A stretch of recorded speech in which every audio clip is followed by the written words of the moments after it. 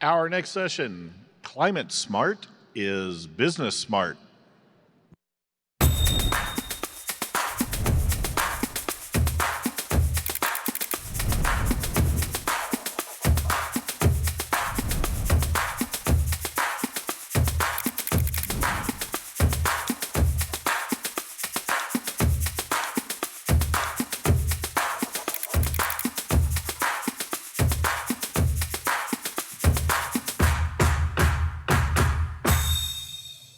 Please welcome to the stage our moderator, Leah Seligmann, Chief Change Catalyst and CEO, the B Team, Jesper Brodin, CEO, Inca Group, IKEA, and Ryan Gellert, CEO, Patagonia. Hello. This is the most comfortable chair I've ever sat in. It must be IKEA? Is that possible? Good morning, everyone. It's so wonderful to be here with you today. My name is Leah, and I get the pleasure of moderating a conversation between two of my absolute favorite people, Ryan Gellert and Jesper Brodin. I get to work with them as CEO of the B Team, a collective they are both part of, focused on transforming business as a catalyst for people and planet. But today we're going to get to dig in and ask them any questions we want. Just a reminder, we'll be here for about 45 minutes and we'll leave the last 10 minutes for questions. There's going to be a QR code, and if you have questions for either of these gentlemen, please put in a question and we'll hopefully get to it at the end. When you think about IKEA and Patagonia, I think they often rise to the top of the list as some of the most sustainable brands, trusted brands in the world. But these two leaders are actually operating in very different contexts.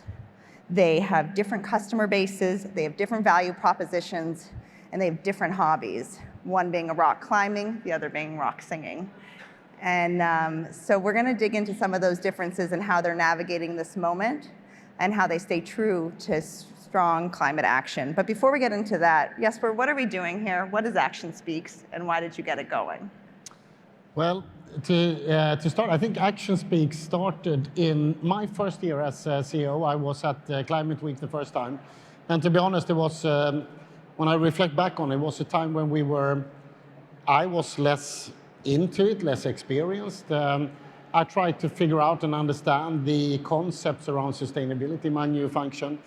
And in the end of the day, we were actually in Central Park having a sandwich and said, what is going to be our guiding principles for engaging into sustainability going forward?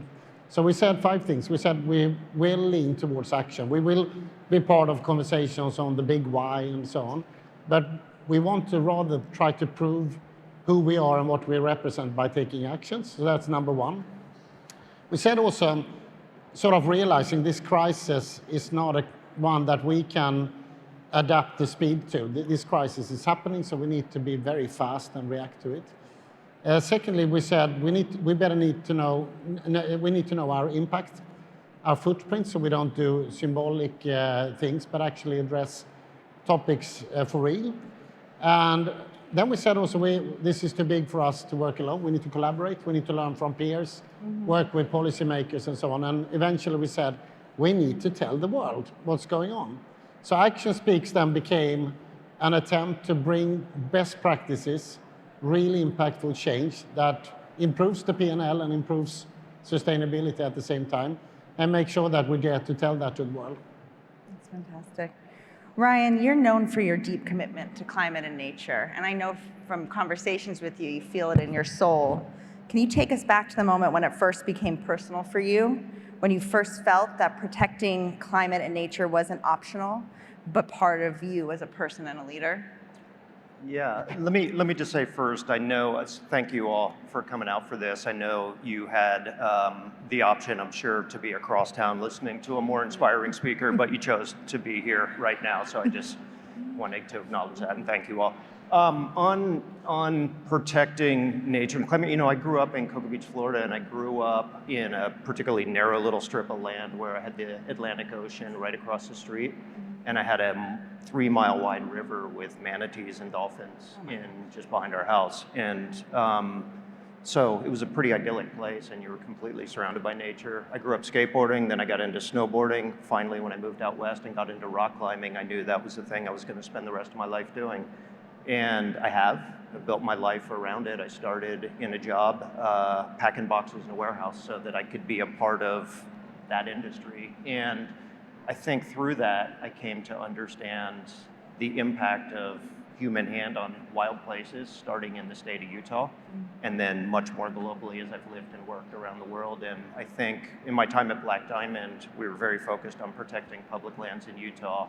My time at Patagonia, that scaled to many different nature-based campaigns and advocacy around the world. Wonderful. Jesper, 2025 has been a year of economic and geopolitical uncertainties. We've seen governments as well as businesses walking back or being quiet around these issues and lowering their ambition and their public commitments. What is your take on this, and how do you stay true to those commitments? Well, it's a chaotic time to live and lead in. And I remember a while ago, there was actually a Swedish author who is very popular in Sweden. He released a book about here and now. He writes historic pieces, and he didn't receive that good critique.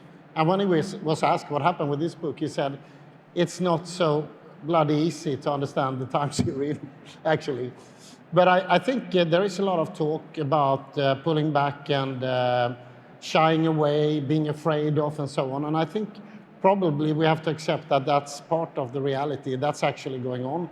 But if you look at the data on what's going on, it's actually the opposite. So what's the big movement in the world right now, it's more and more corporates are committing and delivering to sustainability. And it makes sense, because being a business leader is not about opinions from one day to another, but it's about building, it's about investing, it's about transformation.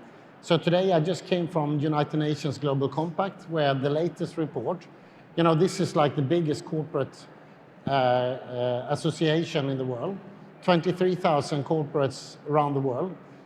The latest data says that 88% of the leaders think the business case for sustainability is stronger than 5 years ago. 88%. And 97% of the business leaders say they remain committed or gonna increase their commitment to sustainability. However, only 50% feel comfortable to share and speak openly about it. So I think to a certain extent, it's not easy to understand the times we're in, but I think we need to acknowledge that corporates are building and moving and delivering to this agenda as we speak, but they are a little bit afraid of speaking up, unfortunately. Ryan, you have made a strategic bet to keep speaking on it and to keep doubling down on this year, and I would just love to hear what you're thinking about with that. Yeah, I mean, I think Jesper's points are spot on. I think the corporate sector's gotten pretty quiet on these issues, whether or not they're moving forward or not. And I think that there's a real lack of leadership right now from the business sector. There's a real lack of leadership from a lot of sectors in response to what we're navigating. I think for us, fundamentally, our business requires a healthy planet. We exist to make products to help people enjoy being outdoors, period. And so there's a business imperative for it. The other thing is we're not going to sit around and wait for governments to say, you must do this before we do this. We just set our calendar, we set our priorities, and we continue to march through them. Mm-hmm. And I think that's really critical. There's, here in the US, I don't think we're going to get anything done at a federal level in the next 3.5 years. It is what it is. I hate it, but that's the hand we're playing. What we are doing, though, is focusing on state legislation. And so the New York Fashion Act, the California Fashion Act, they're parallel acts, very similar. And if these go through, they'll have the biggest impact on the apparel sector, candidly, since people started clothing themselves thousands of years ago. And so that's what's possible, that's what's at stake, and that's why we're working with the organizers of these two pieces of legislation. It's phenomenal. Jesper, constantly I see IKEA innovating and bringing in lots of climate smart technologies, strategies, investments. Is there something that you're particularly excited about from the last year that IKEA has done, and how did you think about the business case for that? So the business case for sustainability is very interesting. I think a few years ago we were thinking about sustainability as something we just have to do. It's the right thing to do. We were super afraid that being a company with a mission to serve the many people with thin wallets out there, we were afraid that we would bring solutions that would be more expensive. And interesting enough, when we ask our customers, the majority of IKEA's customers are really concerned and passionate about these issues. People are knowledgeable, but they are not prepared to pay because they simply don't have the money. So that's the reality we have to confront. And then, interesting enough, in IKEA, we always been into being smart about resources before we could spell to sustainability or environment and so on, from a cost perspective and a cultural aspect. So the whole idea about being thrifty and being smart about the material is our sort of legacy. So when we apply that to the responsibility of doing what is expected from us, from our customers, and what we expect from ourselves, what we found is just an incredible connection between, for instance, between carbon and cost. When we address carbon, we actually lower cost. There are revenue opportunities in it, but the big thing is really cost associated. So renewable energy. I got a question, by the way, from a journalist here a few months ago who said something like, drill, baby, drill. Are you going back to oil and gas since we are 4.2 billion euro invested into renewable energy? So we are actually 29% lower energy bill. 29%. 29% lower energy bill. That is 97 million euro only this year in savings. So I said, what is the question? So of course we're not. So the transformation of sustainability, if you do it for real, not sugarcoat, but actually look at the transformation for real, in energy, in mobility, in circularity, the business case is always good. 29%, can you believe that? We're in a moment where people are saying that these solutions aren't real, they aren't today. That is a huge savings. Let's go to the elephant in the room. You both are companies built on consumer spending, consumption. How do you reconcile the tension of buying more, and what does responsible growth look like? Over to Ryan. Yeah. Yes, Ryan. Cheers. Well played. I think that's probably the biggest contradiction in Patagonia, and I'll take it on the nose, which is we're a company that spends a tremendous amount of time, energy, and money trying to make the very best product we can. That's performance innovation, that's quality, and that's footprint. And at the end of the day, most of the product that we sell is to people that want it, desire it, and don't need it to survive. That's a fact, that's a reality. And so how does a company whose purpose statement is, we're in business to save our home planet, square that circle with the problem I just described? I think the way we try to do it, and I think about often, we're a 52-year-old company. We restructured our ownership 3 years ago. That was a really important opportunity for us, not just to ask what impact, if any, we had looking backwards, but what does the world need today as we look forward, and what are we uniquely qualified to contribute to? And the answer to that question for me is, it's not about the money we've given away. It's not about the eco-innovation that we've pioneered and open sourced or topics we've campaigned on. It's about modeling a more responsible version of a business. It's not a perfect business. It's not a sustainable business. It's just a business that wakes up every day trying to figure out how we can minimize our footprint and accelerate positive change. And so that's the best we've ever been able to do, and sort of wrestling with this pressure that comes from knowing we're a consumer goods company that has an impact on the planet. And at the same time, we like to believe that if we continue to operate our business successfully, it can be a source of inspiration and a catalyst for some level of change. Love that. Yeah, now I have time. Are you ready? So I agree. No, listen, I think it's a very important question, because you can say, indeed, if I look at IKEA, we have a huge responsibility. Hundreds of millions of customers, lots of material, and consumption is the business model, if you like. So it's problematic to a certain extent. But the interesting thing is, less consumption is actually part of our plan. How do we prolong the life of our products? We have re-engineered furniture. We used to engineer furniture for assembly. Now we understood it's disassembly and assembly many times and so forth. So I think we do work and deliver to strategies or prolongation and whatnot. But the thing is, it's a super denial to think that less consumption will save the day. So in most, I think in our businesses, it's, and if I look at IKEA, it's most of the material of the footprint is based on need-based functions, a bunk bed for the kids, a table and a chair and whatnot. So reducing that by 10% or 15% will never get us to the Paris Agreement. So we need to address consumption as such. And thereby, I think, again, reducing will help us a bit on the way, but we need to look at the consumption and the material chains and the value chains of things. I think my favorite example is my story I've told maybe before, so please forgive me, but it's so cool. So since we started to invest in taking back mattresses in Netherlands, where we actually collaborate with the government, which has been incredible, where they have banned incineration of mattresses. So the mattresses only in Netherlands, if you pile it up, the annual incineration, it would be larger than Empire State Building. So that's what we talk. Netherlands only, 17 million people. So we built an infrastructure to take back all mattresses in Netherlands and send metal, polyester, and polyol back in the value chain. It's a single-digit business, but it's not subsidized, and we make a little bit of profit. And it gives us an alternative and a second chain of materials. So if you add renewable energy and electrification of mobility, you actually address almost 100% of that value chain, not just a little bit. And that's the type of actions we need to do to get to the minus 50% by 2030 and to the minus 90% by 2050. And it's possible. It's possible. Ryan, you just mentioned your governance structure, and both of your companies benefit from unique governance models that shield you from that short-termism that we see so much in the market. How does this help you stay the course?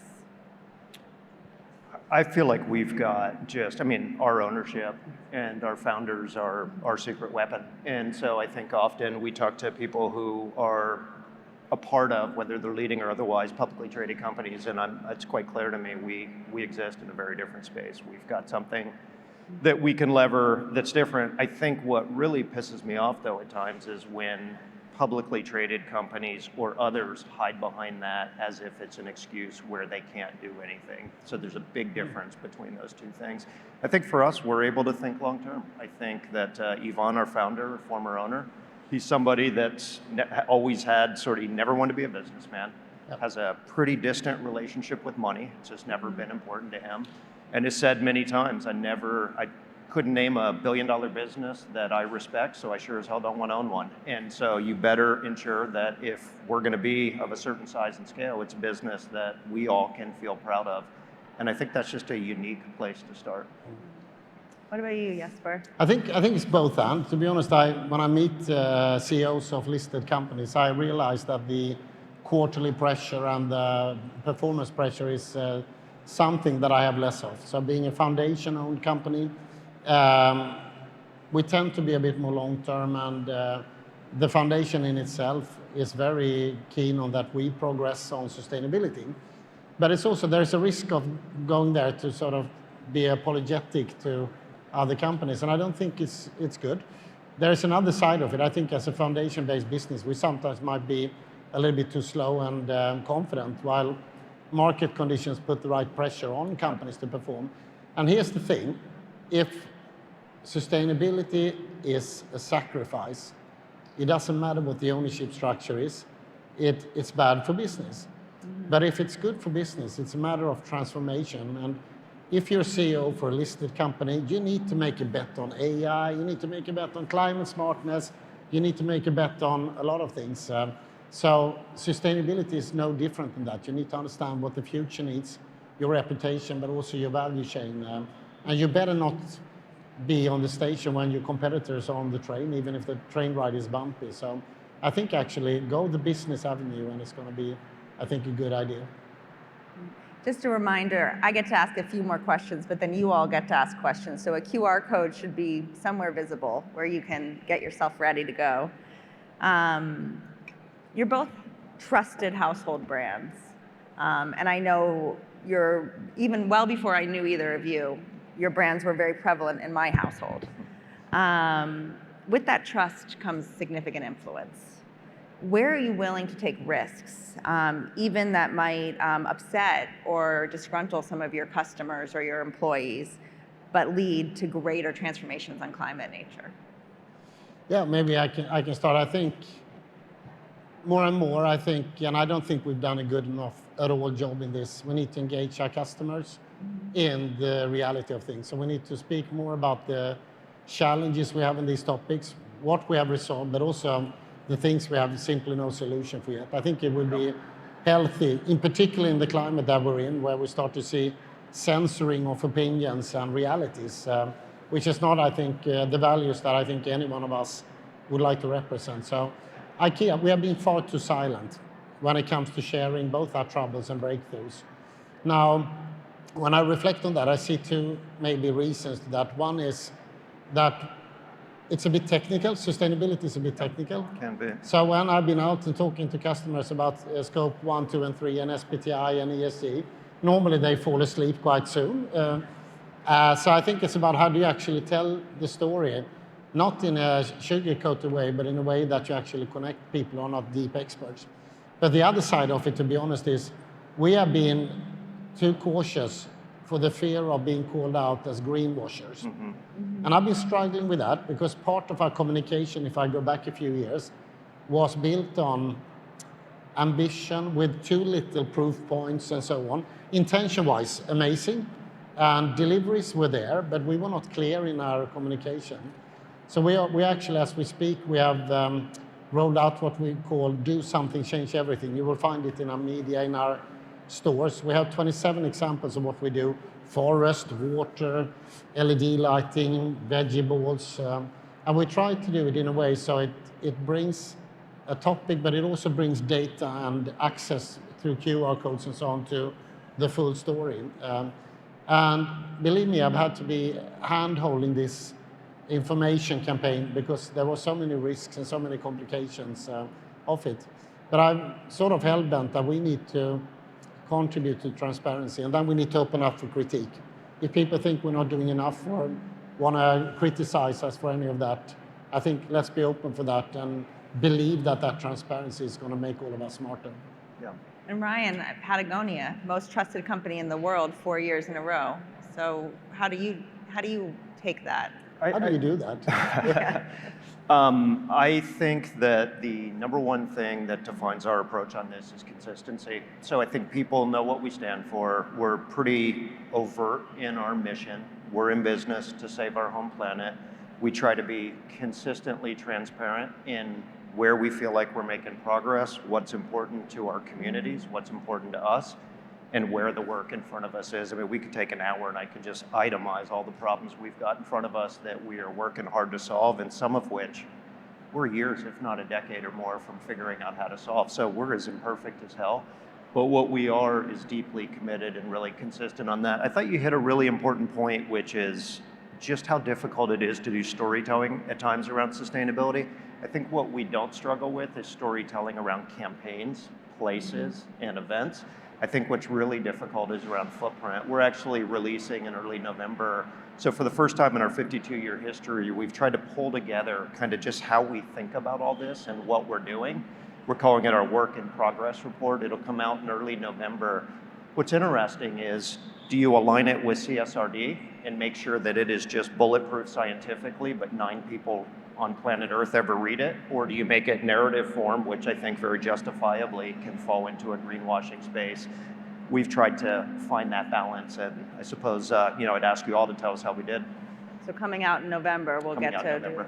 Yeah. And I love the way you frame that as work in progress. I think so often in this moment of short attention spans, we really focus in on the immediate satisfaction, that dopamine hit of did you win, did you win, did you win? But this idea that these are long-term challenges to overcome, and that there's an ability for us to really continue to work, and when there's a new challenge in front of us, we tackle that one and that one and that one, is exactly the mindset that's needed in a moment. I'd just say quickly, one of the quotes that I go back to all the time, because I think there's so much truth to it, is, in life, the reward for solving a problem is quite often an invitation to a bigger problem. And I think for us in our business, we have just we've worked through the easy ones. We've converted plastic bottles to fleece and done all these other things, organic cotton for 30 years now. We're at the point of trying to decarbonize mills on the other side of the planet, none of which we own, none of which were a majority of their throughput. These are the really challenging problems we're wrestling with now. And I like that he says we've done the easy things like converting a plastic bottle into a fleece. So the bar is high. Fishing nets to face fabrics, and yeah. And just a reminder, everyone, to get your questions ready. But the last sort of meaty question I have for you both is, the headlines are hard. They are, you wake up every morning and we get sort of barraged with bad news or difficult situations. We're in a moment of planetary shifts. We're in a moment of geopolitical shifts. We're in a moment of incredible technological advancements that we don't even fully understand. How do you keep your employees' hope alive? How do you keep your children's hope alive? And how do you keep yourselves going? Well, I'm a very naive person, so and I usually say I suffer from optimism, but I think it's true. There are days when it's difficult to master that optimism, and we see things break down in society, and not only failures where we try to do the right things, but the inexplicable situation of that people actually working against, and leaders working against something that would seem like common sense. I was reflecting because I think our founder in IKEA, Ingvar Kamprad, passed away a few years ago, and was a remarkable leader and entrepreneur in many ways. But I remember two last times I met him. Actually, the second last time I met him was at the porch. A colleague of mine and him, we had a coffee, and we had an issue, and we were sort of a little bit down on that issue. And we asked him, how should we think? How should we think about the future? He was 90 years old then. He said, you should think long term. He said, if it's muddy, just extend your perspective and you will see things clearer. So we asked him, so how long term should we think? He said, 200 years is a good thing. And it sticks with me. I can't get rid of that advice, because if it's not creating clarity, then I add 10 years or 30 years. And I think you don't have to add 200 years, but if you see things in a 10-year perspective, at least it tells me I need to make a choice between what I think is right and wrong. Last time I met him, he stepped into a board meeting where I had a presentation, 91 years old, and he asked, very disruptive, I was presenting some solution to a problem or something. I was very annoyed because everybody looked at him, of course, not at me. And he said, so what are you doing? I said, we're trying to solve a problem. And he started crying, and he said, oh, how wonderful to have a problem to solve. And then he left. And then it's like, all right, wow. Okay, good. Wow. So get over it, Jesper. Don't feel sorry for yourself. See what you can do about the situation. So. What an incredible perspective. Yeah, I mean, it's funny. I wish that our founders had the chance to meet. Sounds like they'd have a lot in common. I think that just to make a contrast with yourself, and I really admire this about you. I really feel that optimism every time I'm around you. I'm not that way. I have to work pretty hard at it. I am pretty cynical on where things are going. And I do believe personally, not just in the role I'm in, I believe as a father, I believe as a citizen, I believe as someone who's 53 years old. I don't have the right to be pessimistic. We created this mess, we gotta clean it up. And so whether that's how I'm feeling in the morning or not, we gotta power ahead. I think a couple of the other things that give me optimism, and this week's been great for this, is meeting with young people who are not debating facts, who are not steering a wide berth around a fact because it's inconvenient, are not polarizing every issue, but instead are just taking the world as it is and trying to drive for solutions. That I find really inspiring. And then I was at an event, I think it was Sunday night, and a senior person from UNICEF spoke, and she kind of gave these opening comments, and I think about all the things we're dealing with and where we feel like we're under assault and where it's just hard right now. And I thought, holy shit, there's nobody whose work is more difficult than theirs right now. And what she said, just straight out of the gates, we lost 20% of our funding, and so here's what we're gonna do, and here's what matters. And I thought, God damn it, that's what leadership looks like. I love that mindset that obstacles aren't in the way of the path, that they just are the path. If you're out on the trail, you're not gonna go and just stop when you hit a barrier, you're gonna climb over it. And that is that mindset that Patagonia and IKEA bring so well to everything. So start getting your questions in, please. And a couple of quick fire ones for you both. Vegan balls or hot dogs? Oh, is there a third choice? I haven't eaten a hot dog in 40 years. Vegan balls, I'm not sure. I guess I gotta go vegan balls. This isn't live streamed, is it? We don't know. You said I could be mean, so here we are. I don't know what to answer. I'll tell you a fun story. There's a journalist here today in the audience, and I think he was with me when we introduced a vegan dog in IKEA. And I think I had tried it before, and it was actually quite good. And to be honest, when I tried it in front of some journalists, it tasted, it was absolutely terrible. And I was, So it doesn't always, I have like sort of this I'm an intellectual vegetarian. Up here, I get it. And down here, I struggle still a little bit with it. But I think we launched veggie balls, plant balls. And then we launched with chicken meat. Somebody called it chicken balls in IKEA. It didn't really work at all. Mm. But the interesting thing is we are currently at more than 30% plant-based. We are a hot dog and meatball legacy company. We're actually now at 30% plant-based, which is super interesting. Yeah, nice.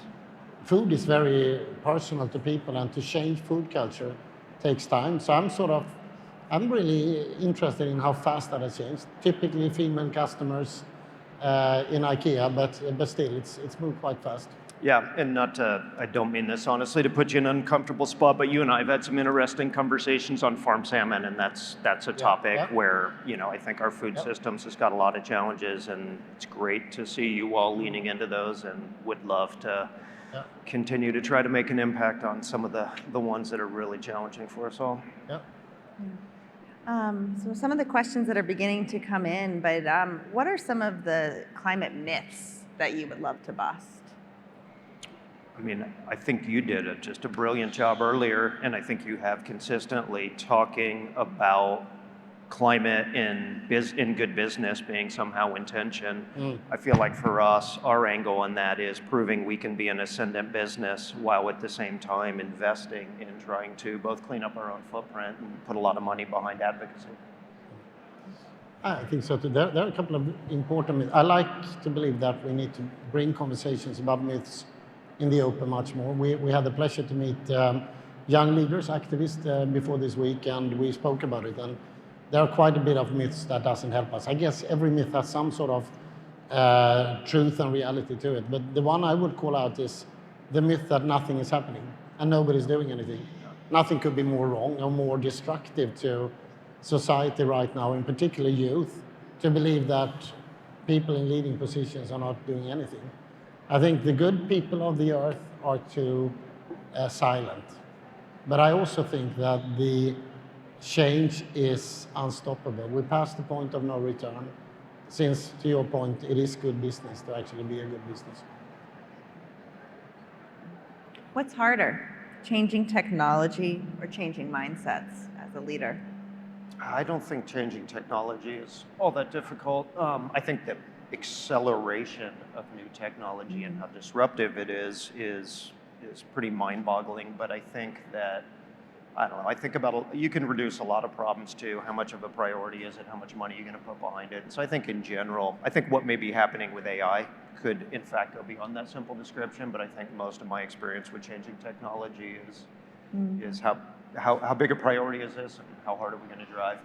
I think changing mindsets, I would argue, is our 52-year experiment in doing business differently. And I could tell you about transitioning to organic cotton in 1995. At a time when organic cotton was less than 1% of the world's cotton, and it was a topic that nobody talked about. And I can sit here and tell you that 30 years ago, we jumped in, we transitioned 100% of our cotton to organic. And I can also complete that story honestly and tell you that today, 30 years later, 2% of the world's cotton is organically grown. So have we changed people's minds? What about for you? Yeah, I don't have much to add. I think I'm still split there. Siri still don't understand my English. When I ask for a breakdown of stock value, I get questions if I should have a pizza or something. I don't know if it's only me. But technology is obviously is at the heart of the problems we need to solve. So if I look at what's happened with renewable energy, it's so fascinating. So again, I think it was Richard Branson who said that we're heading towards a place where energy is going to be for free. I don't know if that vision is exaggerated, but we have the technology to solve some issues fundamentally that we had no clue about 50, 60 years ago. So I'm curious and I'm hopeful that technology will help us. Thing is, technology is today so much faster than human institutions, legislative institutions. Part of that lag has been, I think, okay for a while, but I think now it's a little bit scary. So we need to make sure that applying technology is also understanding and considering how we actually impact ourselves and people around us. And I'm thinking about AI in particular in that case. Yeah. We often hear that if you want to go fast, go along, and if you want to make a big impact, go in coalition. We're at a moment when we need speed and scale. Yep. How are you all motivating others to join you at the speed and pace needed to challenge? I think for us, we pick the pace for our own business that makes sense for our own business, what we feel like we can handle. It's also unique. I mean, we're an apparel business. There's things that we have in common, and there's probably just as many things that are just so unique to your industry, to your business, and to our own. I think we try to, we've established independent organizations, 1% for the Planet, Regenerative Organic Alliance, Textile Exchange. We're the first benefit corporation in California the day they put that legislation in effect. I can keep going, there's others. And so we really do try to work with industry, but at the same time, we're just not going to slow down and wait. I do think what's been an incredible, I'm looking at both of you as part of the B team, being a part of a community, not of businesses who talk about this, but of leaders who are driving this has been incredibly inspiring to me personally. Yourself, Hamdi from Chobani, and just a long list of leaders who I've learned a tremendous amount from. Yeah, I think Action Speaks being here is about actually sharing examples and best practices, and it's all about that. I think to understand that I think probably all of us businesses are too small to act alone. That doesn't mean we're not responsible, but we can leverage much more by being together. I think the frustration I sit with currently is that we are not effective in the world collaborating between corporate and policymakers, I think. I spent a lot of time last years on this, and I see progress and I see willingness, but it's just far too silo-based. I look at the recent events in EU. If I look at the little bit back and forth going on in Europe right now, it's a bit sad because the business community is very solid and very progressive and is there for dialogue and say, we're actually cracking it. You need to listen to us, help us. And the interesting thing is in that collaboration, this is not a matter of politics or philosophy or anything. It's a matter of technology, infrastructure, and making sure we make the right choices. And to not be mysterious.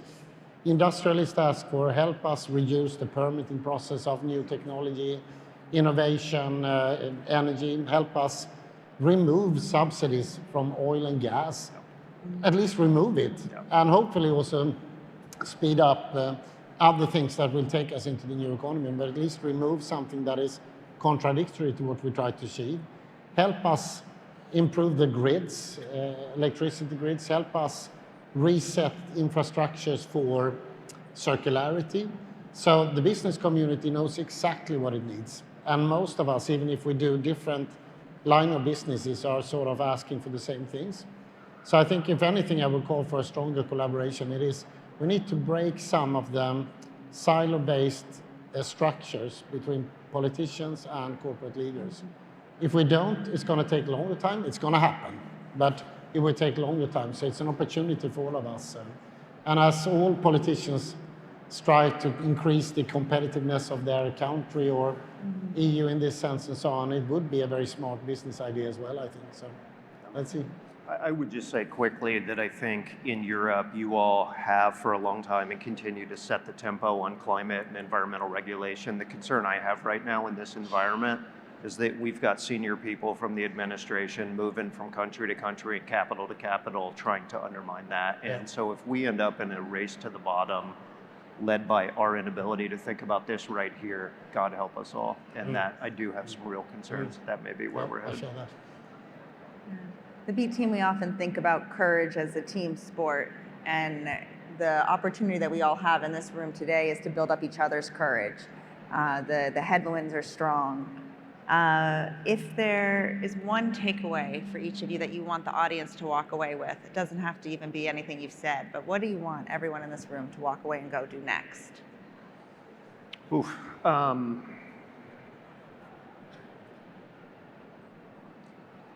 I think it's to ask a lot of the brands and the businesses that you give your money to. Really have high expectations. And I don't say this, I'm not making a plea for you to spend a nickel with Patagonia, but just, I'll make it about IKEA. Reward the ones that do and ask a lot of questions and have high expectations. I think that's the single greatest thing that any of us can do. You know, I will say this. The most important title in any society is not president, it's not prime minister, it's not CEO, it's citizen. And so just thinking about what you can do in each of your roles as a citizen. Yeah. I think that's just wonderful. I think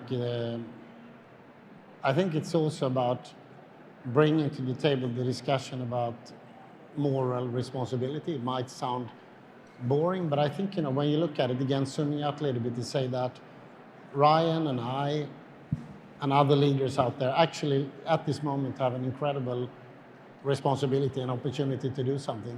It would be like, for me, it would be a nightmare to wake up being an older version of me and realize that I didn't have the courage to act on it. So failure can happen along the way, but I think somebody said, the worst thing that can happen to a CEO is that you get fired. But if you lose your self-respect, that's something much more damaging probably to you. So I think muster courage collectively, and let's make sure we do what's the right thing for humanity, for this planet, and for the future. Let you all have the last word, but let's have courage to be citizens that are engaged. Thank you, everyone, for joining us. Thank you. Thank you, Ryan.